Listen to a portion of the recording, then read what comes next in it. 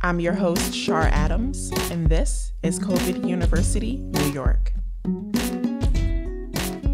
COVID University, New York aims to uplift the voices of communities hit hardest by the COVID-19 pandemic and to preserve the stories of these vulnerable groups in a historical record. When the world talks about this life-changing time and the generations to come, COVID University will serve as an archive and a way to remember the experiences of people whose stories won't make headlines. COVID University focuses exclusively on New York, once the American epicenter of the pandemic, specifically looking at the lives of individuals and families within the public university system, the City University of New York, which has over 250,000 students, staff, and faculty at 25 campuses across the 5 boroughs, hailing from every walk of life. Several communities have pre-existing vulnerabilities, whether due to racism and ableism or poverty. COVID University New York gives special focus to them all. COVID-19 is now the second deadliest pandemic in U.S. history, after the 20th century Spanish flu. More than 145,000 people in the country have died due to the illness. In New York alone, coronavirus has taken more than 32,000 lives. This death toll has shattered people's sense of safety. Mourners have had to say goodbye to their fathers, daughters, sons, siblings, and more in funerals over Zoom. Some families can't even afford to bury their loved ones or pay for an obituary. The grief is overwhelming. These thousands of deaths have been traumatic for the nation, leading to feelings of grief, shock, disbelief, and denial. And what's worse, there's no end in sight. Death is no doubt a part of life, but surrounded by fear, anxiety, and illness, dealing with loss is even more challenging right now. CUNY's Craig Newmark Graduate School of Journalism is working with the Columbia Journalism School and The City, an independent nonprofit newsroom, to memorialize the thousands of New Yorkers who have died. The massive project is called Missing Them.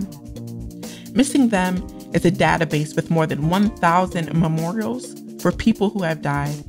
That number is constantly growing, and the team plans to honor every last life lost. At the website, the public can simply type in the name of a loved one to read their stories. People are also invited to reach out to the team if they'd like to honor someone they've lost due to COVID-19.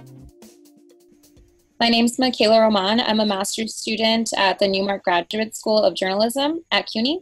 And I'm currently an engagement intern with the city.nyc, and I'm helping with the Missing Them project. We know that obituaries have traditionally been expensive, which means oftentimes they skew male, white, and wealthier across New York, leaving out people of color, immigrants, and those who don't have money for them. Knowing this, the creators of this project really wanted to do something that could both serve as a free space to remember lives, but also celebrate them. And now between the Newmark Graduate School of Journalism and Columbia Journalism, we have a bunch of students working on this project. I'm getting a master's in social journalism, which is essentially community engagement. So we think of ways local news can better serve communities. One of the directors of the project was a professor of mine, and he had mentioned the project in one of our virtual classes around March or April. And when he brought up the idea of creating a virtual memorial where we remember every New Yorker lost to coronavirus, it definitely seemed ambitious and hard to picture, and it's still ambitious. But now we have a team that's actually working on it, and I'm part of that. My name is Luca Powell, and I'm also a master's student at the Newmark School of Journalism, going on our last semesters along with Michaela. And I work on the obituary and reporting side of the project. So on the phones, talking to people who had loved ones pass away and understanding a bit about how it happened and really getting a sense of what the story was there. Like Michaela said, really emphasizing the life that was lived. And I think the best way to describe why I'm doing this is because it really felt like a response to the moment. And I think journalism is, needed at this time to help educate everybody and really dive into what happened over the past 6 months. I mean, we've had a deluge of news, and all this has been lost in terms of obituaries and of understanding and recognizing and remembering the people that have passed away. So it feels like the right time to be doing that work. You know, I wish we could say it was really easy and everyone's jumping to help put this public project together, but it's actually pretty tricky.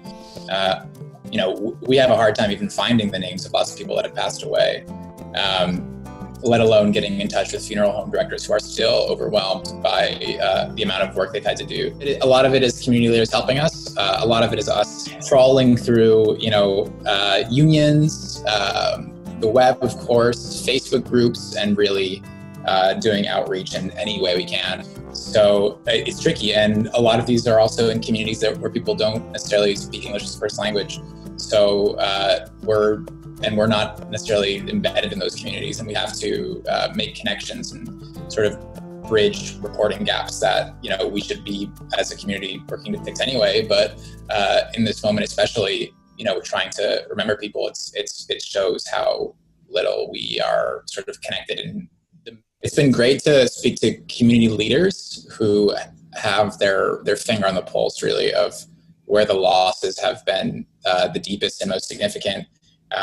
One great example we had was a doctor in the Bangladeshi community who actually worked with us and gave us a list of almost 200 Bangladeshi folks that had passed away. It was really significant. That's a huge number, and the community got hit really hard. So I don't have anyone in my life personally who has passed away due to COVID, but, you know, we definitely understand how hard it is to lose someone so close in your life. And I think a lot of the times we're just seeing these bigger numbers across the country and in cities and looking at charts and statistics and, you know, forgetting the individual lives that have been lost. And so to be a part of this project, I mean, it's important that we do that and really think of people as individuals. It's really intense. I think that, you know, when I'm doing these phone calls, and I think also some of the other people that are working on this project would say the same, it's hard not to tear up a little bit and just kind of feel the weight of what somebody's telling you, because, you know, a good I think a good phone call like this, you do get into some of the, you know, beautiful things about someone's life, and you can just feel how much that person misses those things as they describe them to you. When we write these stories, we are ideally giving something back, and they're short, but I take a lot of pride, and I think other people doing the project do as well, doing them right. We always try to think about this project as a celebration of life, not just a page of obituaries. This is a way for families to share these very personal stories, and also for New Yorkers to feel a connection to what's really going on with the people we've lost. And, you know, I don't think we'll ever get everybody, but everyone's on the same mission to get as far as we can and, you know, showcase as many stories as we can. Right now, if you go onto our database, you'll see that we have a lot of names that we don't have the stories behind. And we want to keep those up. That way, if somebody comes across it and did know that person through the database, they're able to click on there and share what they knew about that person. And, you know, we wanted to just really be this collaborative space where not only are we just telling you what we've learned about this people, but for also to people to be able to come in and share their connections to those people in there. Even though maybe none of us expected that this is what our summer would look like, I think that we're going to look back and be glad that we did something that was an effort to tell these stories and to really memorialize this time. I know a lot of folks who are feeling a little bit existentially sort of out of place because their work sort of doesn't really relate to this incredible moment that we're in where, you know, the world seems like it's upside down. And I think it's important to try and find some way to, like I mentioned this earlier, but just kind of respond and be in sync with what's going on and do your part. Yeah, and I think with, you know, journalism altogether, you kind of have to be ready for really anything, especially as reporters, especially as young reporters. You're kind of just thrown into whatever's going on in the world, and that can be scary, it can be exciting, but I think that you know, being able to practice that right now when it feels like the world is falling apart is, you know, actually what we expected to be doing with our lives, and really putting into practice what we've been learning in the last, you know, 9 months or so of our program. So I still feel very fortunate to have this kind of opportunity to do that. We'll be right back after these messages. If you're a fan of this show, you might also want to check out our sister series, The Big Shut-In. Long-form conversations with all kinds of people, real people all around the country, to find out the variety of what they're dealing with and how they're coping during the coronavirus crisis.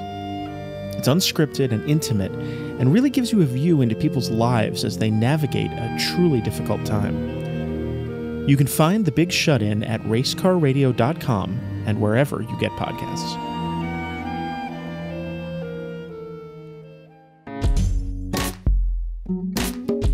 I think people should take a second to flip through a couple of the stories and just feel some of the impact that's been had in the city. It's never going to be the same, and for so many reasons, not just the fact that people have passed away, but this is just one clear way to see some of the loss that New York has faced. So it's not necessarily a sad thing, but it is something to notice and try to understand as we move forward, and try to, you know, think about what CUNY, what New York is going to look like in 2021 and 2022. Here are a few samples of the obituaries collected in Missing Them. Antoinetta Florio lived on a farm in central Italy until she was 8. Her parents decided to move to New York City so their children could attend college in the United States. They settled in Astoria, Queens, on the same block as Florio's future husband, Carlo, and his family. Florio, who died April 7th, was the go-to person at Key Food on Ditmars Boulevard, where she worked as a deli manager for more than 35 years, according to her daughter, Carla Florio. In her free time, she loved to cook large portions of authentic Italian food and maintained a garden outside her house that was filled with flowers and vegetables. Our family used to joke that any time you went to her house, you should bring sweatpants because she would cook for an army. She gives, says Carla. She died April 7th at the age of 56. Maria Vargas Cardona came to New York from Colombia and started from rock bottom, working factories sewing clothes, her family said. Cardona, who died April 24th at New York Presbyterian Queens Hospital at the age of 62, became an entrepreneur, opening 2 businesses in Queens. She was the life of the party, and a mother, sister, and grandmother to 4 who was always willing to give to people who were in need. Her daughter says she lived here for 30 plus years and refused to ever leave the city because she was so thankful for everything it gave to her. Before moving to the United States from China in the late 1960s, Pic Chi Chan had sailed around the world, working as a bosun on a ship in order to make money to support his family. After deciding life at sea wasn't for him, Chan moved to the United States and opened a Chinese restaurant with his wife in Harlem in 1973. According to his family, he lived in the kitchen. Food was a love language for him. Chan dedicated most of his time to running his restaurant, making sure he would be able to continue to provide for his family and support his children. When he retired in 2004, he sold the restaurant and often spent time playing poker with his friends and spending time with his grandchildren. He was like the captain of a ship, seeing him in charge of his restaurant. It was like his kingdom, says Loretta Chan, his daughter. Chan died June 7th at Flushing Hospital Medical Center at the age of 82. Luca James Workoff was a 33-year-old newlywed who had a sense of adventure that bordered on the reckless, his family said. He loved fast cars, exotic travel, good food, and had a relentless passion that led to a career for several finance firms, ultimately landing at Mizuho, where he was a vice president. Workoff, who died on April 4th, grew up in Park Slope and lived in Brooklyn for most of his life. He's survived by his wife, Tulsi Patel, his parents, sister, brother, in-laws, and his 2 beloved Pomeranians, Sammy and Perry. His mother, Marianne McKenzie, said, his relentless passion and care was for his family and his wide array of friends. Most of all, Luke loved people. His adventures are too numerous to mention.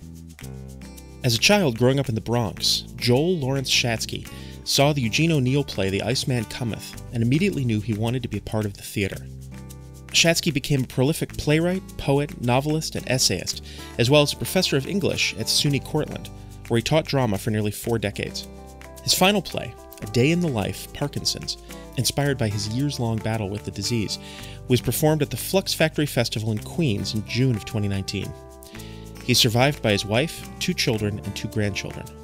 Joel Shatsky died April 3rd at the age of 76. Etta Bush was born in South Carolina and came to New York City in the 1960s by way of Philadelphia. She settled in Bushwick, where she lived for more than 40 years.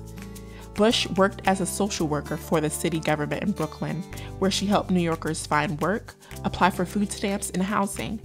She had a loving spirit and cared deeply about her work, said her godson, Nathaniel Jones. Bush was also a member of Calvary Fellowship AME in Bedford-Stuyvesant. She died on April 14th at Brooklyn Gardens Nursing Home at the age of 97. Her godson said, "She was the spirit of the place. She brought a lot to that job, not just to her coworkers, but to her clients." Willis Cephas Washington Jr., known to his friends as Mark, was a bold, unapologetic artist and hairstylist, his family said, with a boisterous laugh and a fabulous fashion sense. After moving from Washington, D.C. to Manhattan in 1994, his talents landed him a job doing hair for ABC's The View and earned him 5 Daytime Emmy Awards. Washington, who died on March 30th, dreamed of retiring upstate to focus on painting. His friend Stephen McKinley described him as a blazing, vivacious, full-of-life force of nature. I can still hardly believe that he's gone. Washington was 57. David Rivera Jr. was a young man full of life who loved basketball and music, according to his family. He was from the Bronx and died on April 26th at Jacobi Hospital at the age of 23. This is COVID University New York, and I'm your host, Shar Adams. Our producer is David Hoffman, executive producer Peter Christian Eigner. This show is a co-production of the Gotham Center for New York City History and Racecar Radio. Contact us at coviduniversity@racecarradio.com.